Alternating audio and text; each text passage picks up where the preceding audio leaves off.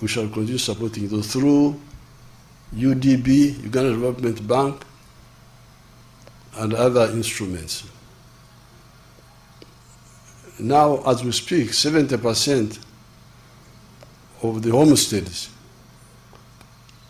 are in the money economy.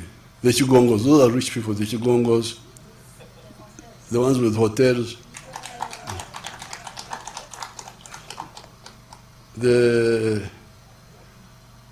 These are like 70% of the population now who are in the money economy. Some small, some big. So the real challenge now, but this, we need this to continue growing, because these ones are the ones who pay more tax. The more they grow, the more taxes they pay, the more money we have to do to help to do things, but also help the poor.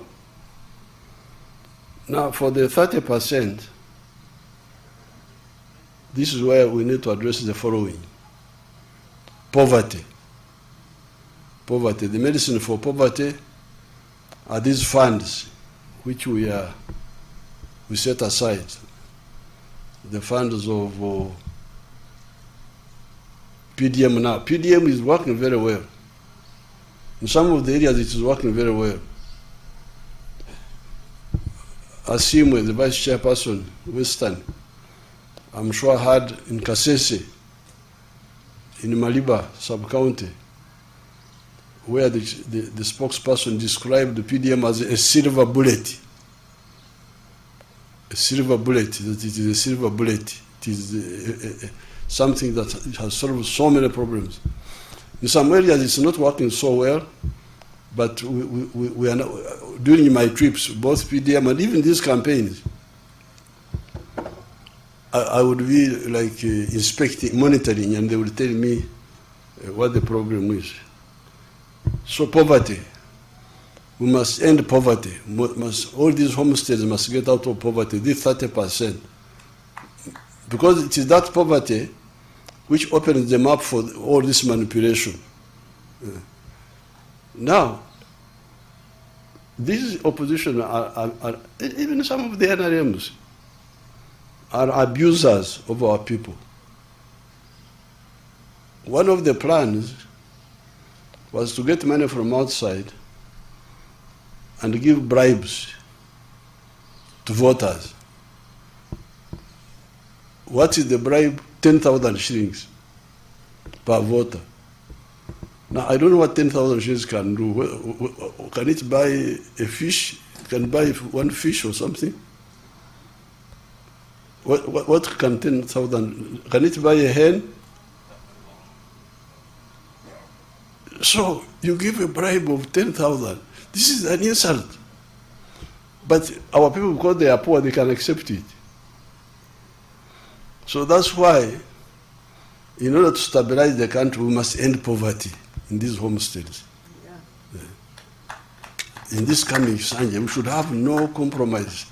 All these homesteads, unless they don't want, they must have capacity to have income, give intandikwa to start generating money for their, so that they are not poor. When I'm moving around, some of the families are giving me gifts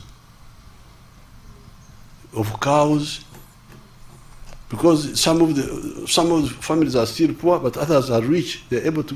When I was in Kole, a young boy, like 35 or something, he brought 10 million shillings. During this campaign, the last one I was there, he said, I'm contributing to your campaign. 10 million, yes. So I said, what are you doing? He said, I own schools. I own 4 schools. So he was contributing to my campaign. So we must reverse the culture where the families are in need, asking, to a culture of when they have a surplus which they can contribute to the church, to the mosque, to the party. You can imagine if I had 10,000 people giving me 10 million for the party. How much will that be? How much will that be? 10,000 times. 10 million times 10,000. 100 billion? Or a trillion?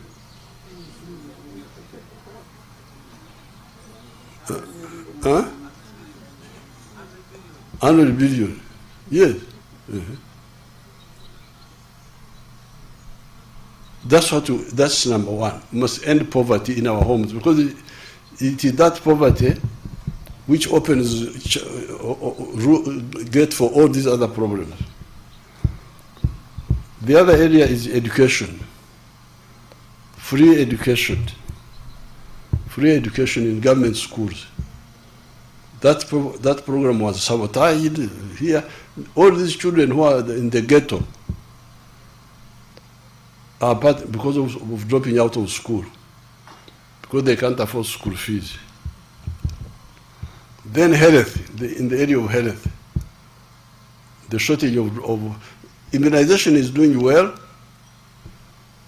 but the problem is with the drugs in the hospitals. You, the elected leaders, you must monitor these programs in your area, because all these things are happening in portions of Uganda, parishes, sub-counties, in your constituencies. You must monitor the drugs in the hospital. What is the problem? Are they being stolen, or are they not enough? If it is a problem, then bring it up and we deal with it. What is the problem? Then corruption. Corruption. This corruption annoys people. They get so annoyed. Find out from our 18 million, the 18 million who of the party, how many of them are annoyed and why? By either corruption or unfairness. Then justice. Justice. To ensure that the magistrates, decide cases fairly. Land grabbing, resisting land grabbing according to the law. Because all these are happening in the areas under us as a member of parliament. Then the issue of the roads. The tarmac roads, like this road from Mitiana to Fort Portal, which had become so bad. Eventually they intervened and removed the potholes, but they are now going to work on it. But why would anybody have waited until it was so late? Or the Maram Road to Hweju, where the speaker, I'm glad the speaker suffered on that road, because she also suffered on the road to Aleptong. It's good to have a speaker who's moving around instead of the one just sitting in the office, because they don't know how the people are suffering. Those roads, even if they are Maram, they would be passable. They are where the roads are Maram but passable. So what is the problem? Why would the road be so bad and the member of parliament is there, doesn't bring it up, then people are suffering so much? Our lady for the women, I think she's from that area, Hweju. So the roads in the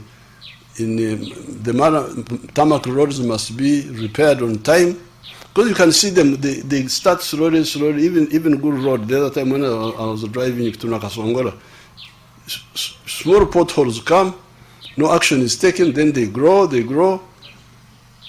What is happening to the Ministry of Works? What are they doing? Some of the other roads, when they are still new, they are very good. Like the roads in Karamoja, the roads in Bunyoro, those are very good. Very good. But they must be maintained all the time. I'll be very harsh in this Kisanja, you people. You have to forgive me.